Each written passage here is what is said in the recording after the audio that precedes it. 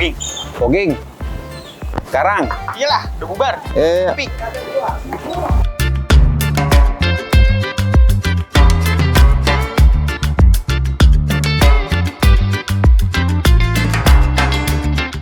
Halo, gua TG Kokonatris, Steven Jam, dan Dreads Konspirasi.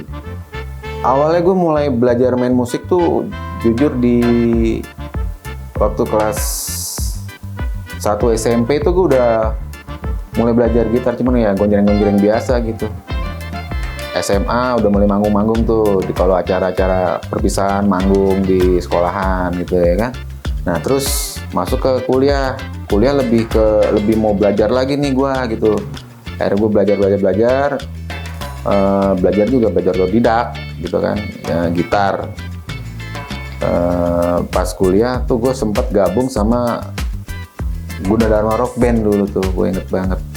Gunadarma Rock Band tuh apa ya band rock lah gitu lah. Pas zaman itu emang jujur genre yang paling digemari lah gitu lah, yang paling tren tuh ya rock waktu itu saat itu sebenarnya kan. Jadi emang kita main rock gitu. Kenapa milih musik ketimbang pekerjaan lain gitu ya, karena apa ya, mungkin udah darah daging kali ya, karena nyokap gue jujur dia suka main musik gitu, tapi kolintang terus kayak keroncong kayak gitu. Mungkin gue dari situ ngalir darah seninya gitu loh. Kuliah sih tetap kuliah waktu itu, lulus juga lulus alhamdulillah, tapi gue lebih lebih ke musik gitu loh kayaknya gitu. Walaupun perjuangannya mah agak berat gitu loh buat mencapai ke titik kayak rekaman zaman itu kan susah ya kan, perlu perjuangan banget. Itu emang karena doa juga gitu ya dari orang tua, terus gue ya usaha sih udah pasti ya. Alhamdulillah musiknya bisa mencapai titik itu gitu loh, rekaman kayak gitu lah. Hambatan banyak banget, dan sampai saat ini juga masih tetap berjuang gitu loh. Awal-awal apalagi gitu, yang tadi gue bilang rekaman tuh dulu susah gitu loh. Dulu tuh belum kayak sekarang ya. Sekarang sih rekaman udah bisa di rumah gitu. Dulu susah banget loh, lo harus menang festival gitu. Mau rekaman harus menang festival. Kalau sekarang ya di rumah kita udah bisa rekaman gitu. Jadi lebih mudah istilahnya kalau sekarang sih. Risikonya di dunia musik, waduh itu kalau awal-awal dulu sih risikonya banyak banget bro. Masa depan mau jadi apaan, dulu tuh sempet kayak begitu, pernah ada musik tidak menjanjikan kayak gitu. Tapi itu bisa kita tepis asalkan kita tadi optimis gitu loh, selalu berusaha dan juga berdoa gitu. Apalagi di masa yang kayak udah mau 2 tahun ini ya gitu loh, ini kayak pandemi gitu, kita kan nggak tahu ya. Sebelum pandemi lah kita mah asik-asik aja konser gitu loh, kemana-mana. Tahu-tahu pandemi gitu, udah tahu kita kan kerja seni ini kan kita notabene penghasilannya itu kan istilahnya masuk ke kayak pekerja harian gitu lah ya. Kita income tuh berdasarkan job manggung. Begitu kena pandemi, berantakan semuanya. Jadi harus putar otak lagi. Nah ya, itu salah satu resikonya seperti itu gitu loh.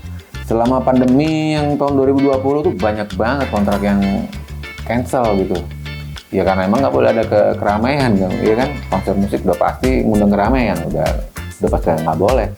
Ada 30 kontrak tuh dari April sampai Desember. Ada 30 kontrak, nilainya sih ya lumayan maksudnya kalau dijumlah sih.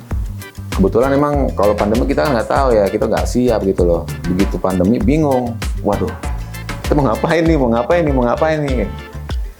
Ya alhamdulillah sih ada aja gitu jalannya gitu ya. Pandemi gimana cara kita tetap berkarya, terus gimana kita tetap bisa eksis gitu.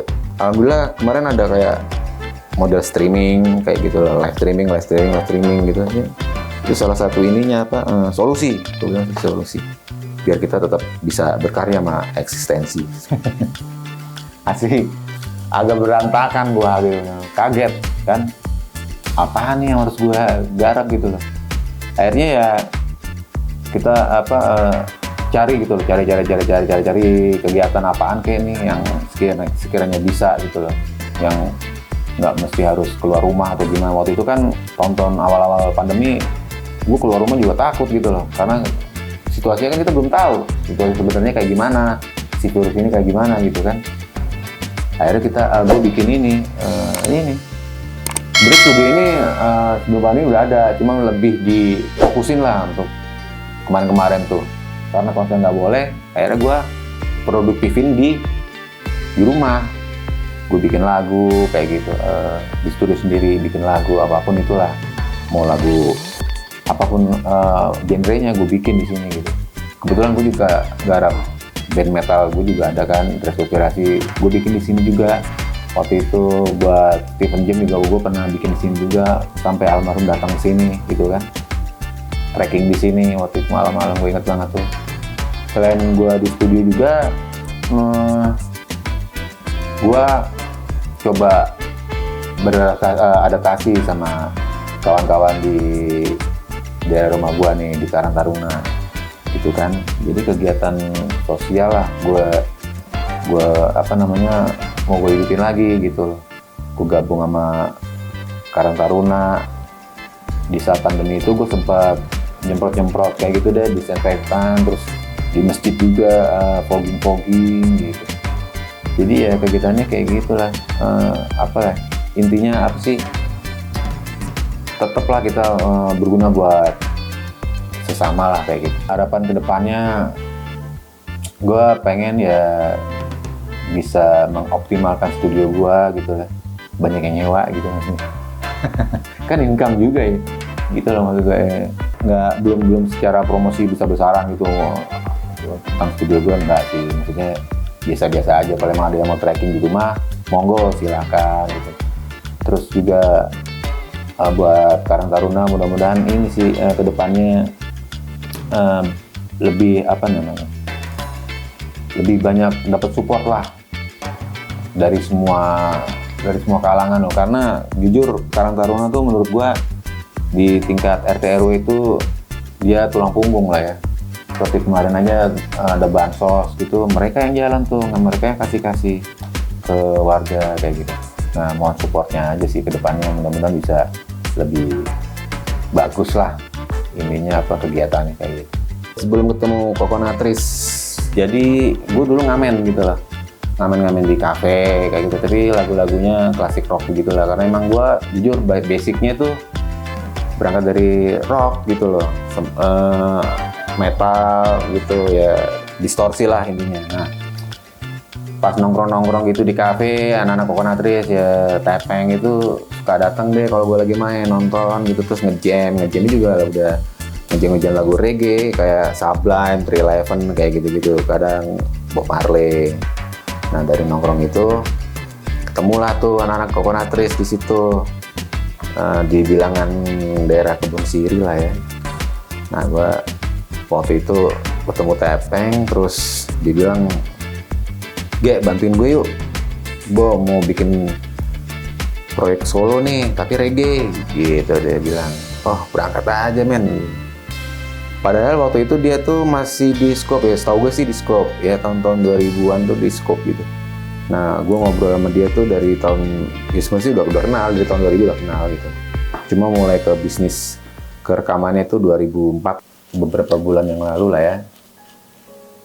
Terus terang sih kita kehilangan, gue merasa kehilangan banget gitu, almarhum Stephen ya. Beliau tuh menurut gue orang yang sangat baik dan sangat baik.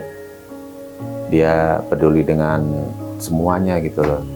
Mau di Stephen Jam, mau di Coconutris, dia selalu mengayomi lah ya, mengayomi ke semuanya gitu, ke player, perhatian kayak gitu. Jujur gue kehilangan banget gitu.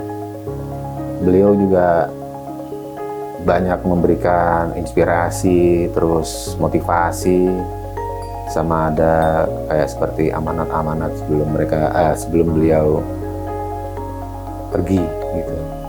Intinya kita harus lanjutin nih perjuangan beliau, khususnya di scene reggae gitu ya, apa yang udah beliau buat untuk reggae di Indonesia gitu kan, kita harus lanjutin apapun itu. Makanya gue butuh support dan doanya dari kawan-kawan semua.